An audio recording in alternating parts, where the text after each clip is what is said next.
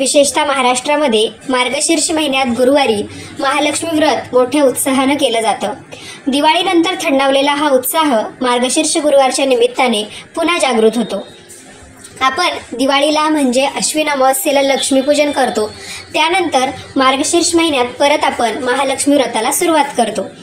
महालक्ष्मीचं पूजन करून घट मांडण्याची सुद्धा या दिवशी पद्धत असते। या महिन्यामध्ये सवाष्णींना वाण देण्याच्या तसेच कन्या पूजनाला सुद्धा खूप महत्त्व आहे।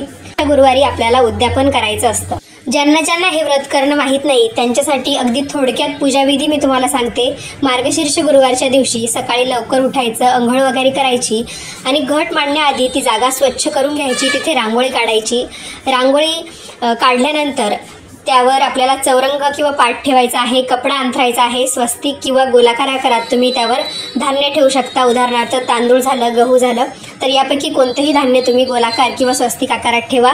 नंतर तुम्हाला त्यावर तांब्याचा कलश ठेवायचा आहे, कलशावर नारळ ठेवायचा आहे, कलशाला हळद कुंकू लावून आतमध्ये दुर्वा, एक नाणं आणि सुपारी टाकायची आहे। आंब्याची पानं किंवा 5 प्रकारची 5 पानं तुम्ही या कलशावर लावून मग नारळ ठेवू शकता। तसेच चौरंगावर श्री महालक्ष्मी देवीचा फोटो, लक्ष्मी यंत्र किंवा महालक्ष्मी देवीची मूर्ती तुम्ही ठेवू शकता।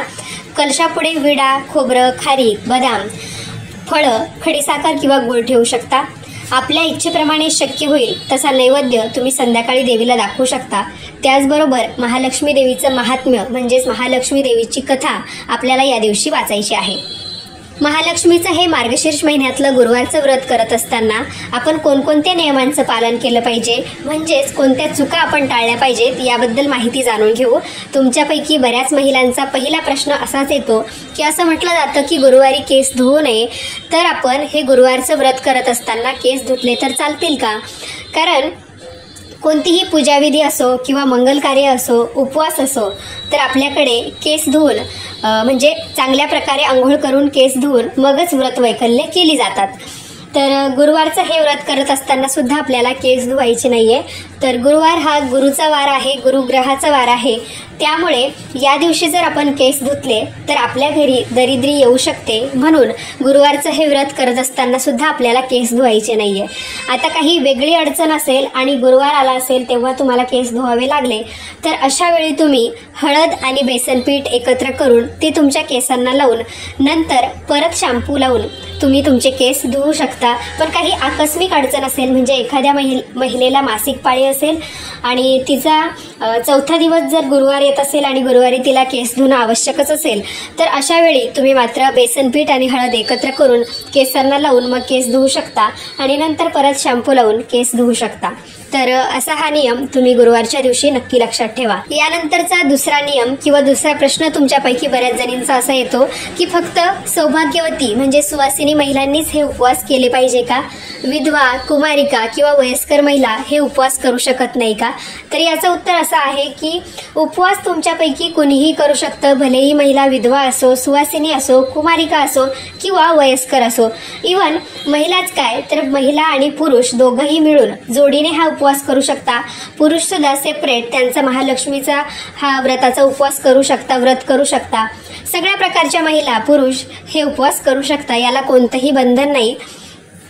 कोणतेही दैवत असं म्हणत नाही की तुम्ही विधवा आहात किंवा तुम्ही वयस्कर आहात तर तुम्हाला हा उपवास करणं चालणार नाही, तर अवश्य तुम्ही उपवास करू शकता। विधवा महिला असतील तरी त्यांनी उद्यापनाच्या वेळी सुवासिनी महिलांना बोलावून त्यांना महालक्ष्मी व्रताचं पुस्तक, महालक्ष्मी व्रताची पोथी आणि फळं देऊन त्यांचं उद्यापन करू शकता, त्यांना सवाष्ण म्हणून तुम्ही बोलवू शकता।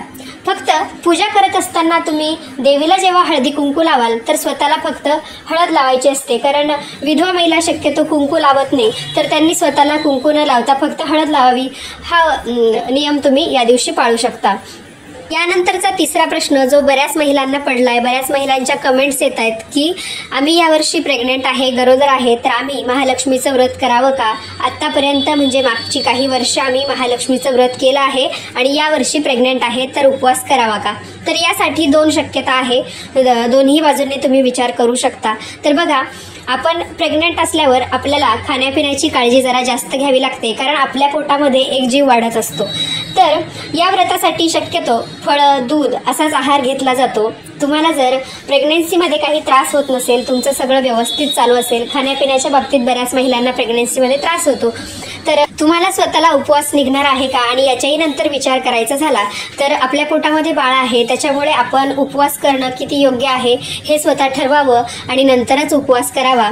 शक्यतो फळं आणि दूध हाच आहार घेत असल्यामुळे तुम्हाला उपवास निघणार असेल, तुम्ही तुमची काळजी व्यवस्थित घेऊन हा उपवास करणार असाल तरच महालक्ष्मीचं व्रत करावं. नाहीतर यावर्षी 1 वर्षभर प्रेग्नेन्सीमुळे तुम्ही हे व्रत खंड केलं तरी काही हरकत नाही.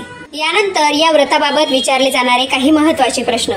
पहिला गुरुवार एखाद्या महिलेने व्यवस्थित केलेला असतो, दुसऱ्या गुरुवारी त्या कुठेतरी बाहेर गावी जातात, माहेरी जातात किंवा कोणीतरी नातेवाईकांकडे त्या गेलेल्या असतात.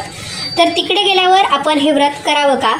तर याचं उत्तर आहे, तुम्ही व्रत म्हणजे उपवास करू शकता, पण दुसऱ्याच्या घरी जेव्हा तुम्ही जाता, तुमचं कुळ सोडून तुम्ही दुसऱ्याच्या घरी जातात म्हणजे माहेरी, नातेवाईकांकडे किंवा कुठे फिरायला म्हणून, तर तिथे तुम्हाला या व्रताची पूजा मांडणी करता येणार नाही. उपवास तुम्ही करावा, पण उपवास जरी आपण केलेला असला पण पूजा मांडणी आपण केलेली नसते तर तो गुरुवार आपला ग्राह्य धरला जात नाही. यासाठी तुम्हाला 1 गुरुवार एक्स्ट्रा करावा लागेल. यानंतर दुसरा प्रॉब्लेम असा की कुणाला मासिक पाळी वगैरे काही असेल किंवा कुणाच्या घरी सुतक असेल, अचानक कुणीतरी मृत पावलं असेल, तर अशा वेळी उपवास करावा का? अशा वेळी पूजा मांडणी करावी का? तर बघा, जेव्हा मासिक पाळी वगैरे असते तर तुमच्या घरामध्ये इतर सदस्य कुणी असेल, उदाहरणार्थ तुमचे पती असतील किंवा तुमची मुलगी, तुमची सून किंवा इतर कोणी तुमच्या घरामध्ये असेल तर त्यांच्याकडून तुम्ही ही पूजा मांडणी करून घेऊ शकता. उपवास मात्र तुम्ही स्वतः करावा. आता तुमच्याकडे कुणी मृत पावलं असेल, अचानक सुतक पडलं असेल, तर अशा वेळी पूजा मांडणी तुम्हाला करता येणार नाही. उपवास करू शकता पण पूजा मांडणी करता येणार नाही. अशा वेळेस तुम्हाला सुद्धा 1 गुरुवार एक्स्ट्रा करावा लागेल. त्यानंतरचा महत्त्वाचा नियम म्हणजे जोपर्यंत मार्गशीर्ष महिना चालू आहे तोपर्यंत घरामध्ये मांसाहार अजिबात करू नये. तुम्ही स्वतः उपवास करणाऱ्याने सुद्धा मांसाहारी पदार्थ खाऊ नये पूर्ण मार्गशीर्ष महिन्यामध्ये. आणि घरामध्ये सुद्धा जे खात असतील त्यांना विनंती करावी की जोपर्यंत मार्गशीर्ष महिना चालू आहे तोपर्यंत आपल्या घरामध्ये मांसाहार आपल्याला करता येणार नाही. यानंतर विचारला जाणारा सगळ्यात महत्त्वाचा प्रश्न तो म्हणजे उद्यापनाच्या बाबतीत. आता यावर्षी मार्गशीर्ष महिन्याचे 5 गुरुवार येणार आहेत, तर तुम्हाला सगळ्यात शेवटचा गुरुवार म्हणजे 22 डिसेंबर 2022 रोजी गुरुवारचं महालक्ष्मी व्रताचं उद्यापन करावं लागेल. म्हणजे या व्रताची आपली सांगता असते या दिवशी. बऱ्याच महिलांना मासिक पाळीमुळे किंवा इतर काही कारणांमुळे 1 गुरुवार जास्त करावा लागतो, कुणाकुणाला 2 गुरुवार सुद्धा जास्त करावे लागतात. तर त्यांचा असा प्रश्न येतो की उद्यापन कधी करावं नेमकं? तर बघा, उद्यापनासाठी किंवा या व्रतासाठी मार्गशीर्ष महिना अतिशय शुभ मानला जातो. ज्यांना मार्गशीर्ष महिन्यामध्ये हे व्रत करणं शक्य होत नाही त्यांनी कोणत्याही महिन्याच्या गुरुवारपासून या व्रताला सुरुवात केली तरी चालते. पण आता आपण जर मार्गशीर्ष महिन्यातच या गुरुवारच्या व्रताला सुरुवात केली आहे, मार्गशीर्ष महिन्यातच आपण हे व्रत करतो, तर उद्यापन सुद्धा मार्गशीर्ष महिन्यात करावं. म्हणजे 22 डिसेंबर 2022ला तुम्ही या व्रताचं उद्यापन करा. जरी पण तुमचा एखादा गुरुवार कमी झालेला असेल, म्हणजे उपवास तुम्ही केलेला असतो पण काही कारणांमुळे आपल्याला तो गुरुवार ग्राह्य धरता येत नाही, उदाहरणार्थ मासिक पाळी, सुतक किंवा इतर काही कारणं, त्यामुळे आपण उपवास केलेला असतो पण पूजा मांडणी केलेली नसते. तर अशा गुरुवारमुळे किंवा अशा कारणांमुळे आपल्याला 1 किंवा 2 गुरुवार जास्तीचे धरावे लागतात. तर तुम्ही उद्यापन मार्गशीर्ष महिन्यातल्या गुरुवारी करून टाकायचं आणि त्यानंतर तुम्हाला तुमच्या कारणांमुळे जर गुरुवार जास्त धरावे लागणार असतील तर मग पुढच्या महिन्यात 1 ते 2 गुरुवार तुमचे जे काही राहिलेले असतील ते तुम्ही पूजा मांडणी करून ते उपवास करू शकता. मार्गशीर्ष महिन्यातल्या गुरुवारच्या व्रताचं उद्यापन करत असताना ते कोणत्या वेळेत करावं? तर मार्गशीर्ष महिन्यात जेव्हा आपण गुरुवारच्या व्रताचं उद्यापन शेवटच्या गुरुवारी करतो तर ते उद्यापन नेहमी संध्याकाळच्या वेळेला करावं. तर संध्याकाळची म्हणजे कोणती वेळ? जेव्हा आपण आपल्या तुळशीमध्ये दिवा लावत असतो, देवाजवळ दिवा लावत असतो, तर ती वेळ दिवे लागणीची म्हणजेच लक्ष्मी येण्याची वेळ असते. आणि त्या वेळेत जर तुम्ही या व्रताचं उद्यापन केलं तर माता लक्ष्मी तुमच्या घरातून कधीच जाणार नाही. तिचा आशीर्वाद तुमच्या घरादारावर, तुमच्या कुटुंबावर राहील. तुमच्या घरामध्ये धनाची बरसात होईल. तर या वेळेत तुम्ही लक्ष्मी व्रताचं उद्यापन करा. या दिवशी तुम्ही 5 किंवा 7 कुमारिकांना, सुवासिनींना किंवा मग कोणत्याही महिला असो मुली असो तर त्यांना महालक्ष्मीचं रूप मानून त्यांना महालक्ष्मी व्रताची एक एक प्रत द्यावी, म्हणजे पुस्तिका द्यावी, त्यांना हळदी कुंकू लावावं, एक एक फळ द्यावं आणि शक्य झालं तर तुम्ही त्यांच्यासाठी जेवणाचा सुद्धा बेत करू शकता। तर साक्षात महालक्ष्मीच आपल्या घरी आल्या आहेत, या पद्धतीने तुम्ही त्यांची यथासांग पूजा करून या व्रताचं उद्यापन करावं। दर गुरुवारी महालक्ष्मी व्रताची पूजा झाल्यानंतर जेव्हा तुम्ही शुक्रवारी उत्तर पूजा करतात तर ती कोणत्या वेळेत करावी? उत्तर पूजा नेहमी सूर्योदयाच्या पूर्वी करावी। सूर्योदय होण्याच्या आधी कोणत्याही व्रताची उत्तर पूजा केली जाते। तर शुक्रवारी जेव्हा तुम्ही उत्तर पूजा कराल तर सूर्योदय होण्यापूर्वी करा। त्याचबरोबर त्या कलशामधलं जे पाणी असतं मंगल कलशामधलं तर ते तुळशी मातेला ओता। जे काही पैसे वगैरे तुम्ही ठेवले असतील तर ते तुमच्या तिजोरीमध्ये ठेवा। धान्य तुम्ही त्याच कपड्यामध्ये बांधून पुढच्या गुरुवारसाठी वापरू शकता आणि जेव्हा तुमचा शेवटचा गुरुवार होईल म्हणजे उद्यापन वगैरे होईल तेव्हा मात्र तुम्ही जे काही तांदूळ गहू ठेवलेले असतील ही पूजा करताना पूजा मांडताना तर ते तुम्ही पदार्थ तुमचे किचनमध्ये बनत असतात तर त्यासाठी तुम्ही त्या तांदळाचा वापर खीर वगैरे भात वगैरे बनवण्यासाठी करू शकता। गहू असतील तर जेव्हा तुम्ही गहू दळून आणता तर पिठाच्या स्वरूपात तुमच्याकडून ते गहू खाल्ले जातील। पैसे असतील ते तिजोरीमध्ये ठेवा आणि जेव्हा उत्तर पूजा कराल तेव्हा महालक्ष्मी मातेच्या मूर्तीवर किंवा फोटोवर अजिबात तांदूळ वाहू नका, फक्त हळदी कुंकू वाहून नमस्कार करा आणि हा नमस्कार करत असताना हे महालक्ष्मी देवी तुझी कृपा आमच्यावर आमच्या कुटुंबावर नेहमी राहू दे।